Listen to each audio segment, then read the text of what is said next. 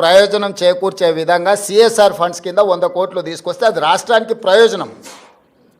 కేసీఆర్ లాగా అదానీ నుంచి అప్పనంగా నిధులు మా కుటుంబానికి కొట్టేయాలి. ఇన్ని ప్రాజెక్టులు ఇచ్చిండు, ఈ ప్రాజెక్టులు అన్ని ఇచ్చినందుకు కేటీఆర్ను ప్రాసిక్యూట్ చేయాలనా? అదానీని కేసీఆరే కలిసిన కేటీఆర్ అనే కాదు. దీనికి ఏం సమాధానం చెప్తాడు? సో ఏది పడితే అది మాట్లాడితే చెల్లుద్ది. ఎన్ని చిల్లర మాటలైనా మాట్లాడతాం. మాకు అధికారం కోల్పోతే మేము సహనం కోల్పోయినామని 2023లో అధికారం కోల్పోయారు. 2024 జూన్లో డిపాజిట్లు కోల్పోయారు. ఇప్పుడు మెదడు కూడా కోల్పోయారు టీఆర్ఎస్ వాళ్ళు. సో మెదడు కోల్పోయిన మాటలు మాట్లాడితే దానికి ఇంకా మనం ఏం సమాధానం చెప్తాం? రాహుల్ నువ్వు మాట్లాడు, నువ్వన్నా చెప్పాలి కదా కొంచెం అప్పుడప్పుడు.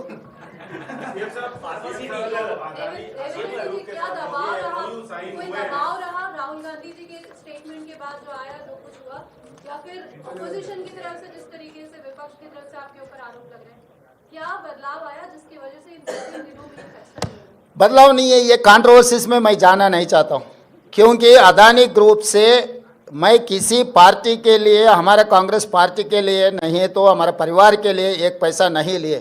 जो तेलंगाना राज्य सरकार ने जो कदम उठाया निरुद्योग युवता के लिए यंग इंडिया स्किल्स यूनिवर्सिटी, क्योंकि लाखों के युवता आज without any skill they are not getting any employment.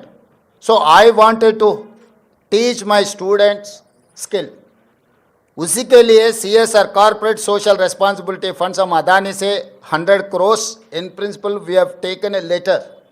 अभी तक एक पैसा भी हमारे तेलंगाना सरकार के खाता में नहीं आया. तो इसीलिए ये कंट्रोवर्सी में बगल के राज्य में कुछ करप्शन, बगल के देश में कुछ करप्शन, ये सब करप्शन के बारे में जब चर्चा हो रहे थे तब तेलंगाना के चर्चा मुझे अच्छा नहीं लगा, क्योंकि हम नियत से सरकार चला रहे, नियत से चलाने के लिए हम लोग कोशिश कर रहा है. तो तेलंगाना राज्य के बारे में कोई भी कुछ गलत फहमी से कुछ गलत कहा तो हमारे लिए ठीक नहीं है, क्योंकि कुछ कम 3 लाख करोड़ रुपए बजट है तेलंगाना राज्य के. तो उसमें 100 करोड़ रुपए के लिए हम लोग इतना एलिगेशंस फेस करने का ज़रूरत नहीं है. मैं और मेरे कैबिनेट मिनिस्टर हम लोग ये सोचे कंट्रोवर्सी में हम जाना क्यों. तो कंट्रोवर्सी से दूर रहने के लिए हमारे राज्य सरकार ने ये निर्णय लिया हुआ है. हमारे ऊपर कोई किसी ने दबावट करने वाले नहीं है, किसी ने दबावट किए तो हम लोग सुनने वाला भी नहीं है. मेरे डेफिनेटली नुकसान है, मगर कंट्रोवर्सी से ज़्यादा नुकसान नहीं है. तेलंगाना राज्य के जितना कंट्रोवर्सी में जा रहा है वो सबसे ज़्यादा नुकसान है. इमेज सब कुछ है. तो हम हमारे इमेज खराब होने के लिए हम एक पैसा का भी हम लोग मौका देने के लिए तैयार नहीं है तेलंगाना राज्य सरकार ने. इसीलिए हम 100 करोड़ रुपए बदली नहीं करने के लिए हम खत लिखा हुआ है अदानी ग्रुप के लिए. आपके नेता राहुल गांधी 10 साल से अदानी पे सवाल उठाते रहे, उसके बाद भी आपने सरकार में आने के बाद एमओयू साइन किया. केवल एक आरोप लगने से, एक उनके खिलाफ वारंट जारी होने से, वो भी दूसरे देश में, ऐसा निर्णय लेना क्या आपको उचित लगता है? नहीं, ये मैं इसी राहुल गांधी 10 साल से बोल रहे थे, उसके बावजूद आपकी भाई मीटिंग्स हुई है.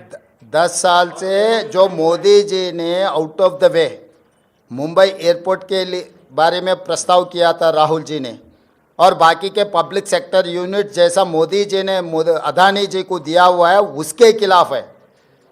लेवल प्लेइंग फील्ड इक्वल दे तो कोई अदानी, अंबानी या टाटा, बिरला किसी के लिए कांग्रेस पार्टी खिलाफ नहीं है.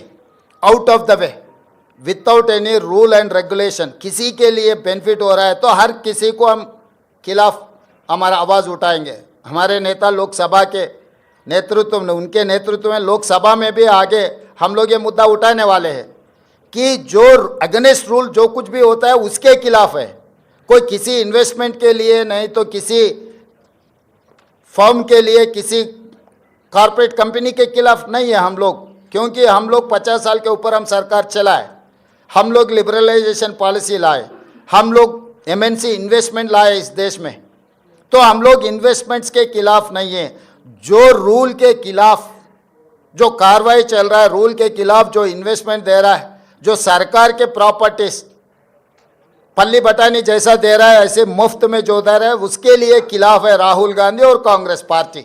तो जब मेरा नेता जो आवाज़ उठाएंगे, मेरे नेता के साथ चलने का जिम्मेदारी मेरा है। इसीलिए मेरा नेता जो बात उठा रहा है, बार बार मेरे नेता राहुल गांधी जी ने जो कह रहा है, उनके साथ में कदम कदम चलाने का मेरी जिम्मेदारी है।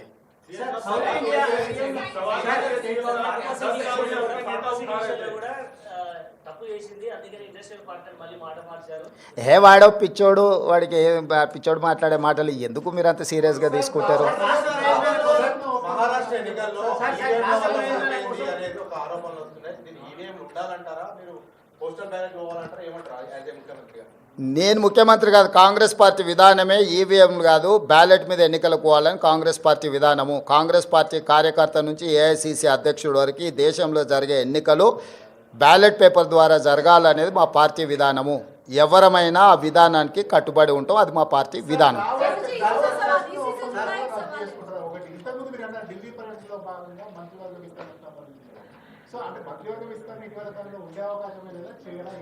ఇప్పుడు నువ్వేమేం శాఖలు ఇచ్చినావు, ఎవరికి ఇచ్చినావు ఫస్ట్ అది చెప్పు.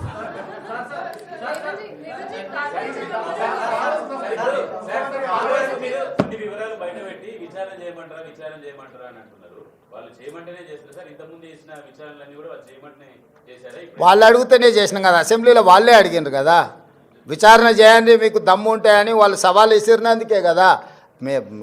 సాగునీటి పారుదల దాంట్లో వాళ్ళే సవాల్ విసిరినరు, దీంట్లో వాళ్ళే సవాల్ విసిరినరు, విద్యుత్ దాంట్లో. ఇప్పుడు కూడా మిగతా దాంట్లో కూడా నన్ను పోలీస్ స్టేషన్లో పెట్టమని ఆయన్నే అడుగుతున్నాడు. సో ప్రతిపక్షానికి ఇవ్వాల్సిన గౌరవం మేము ఇవ్వాలి కదా, అడిగినప్పుడు చేయకపోతే బాగుండదు కదా.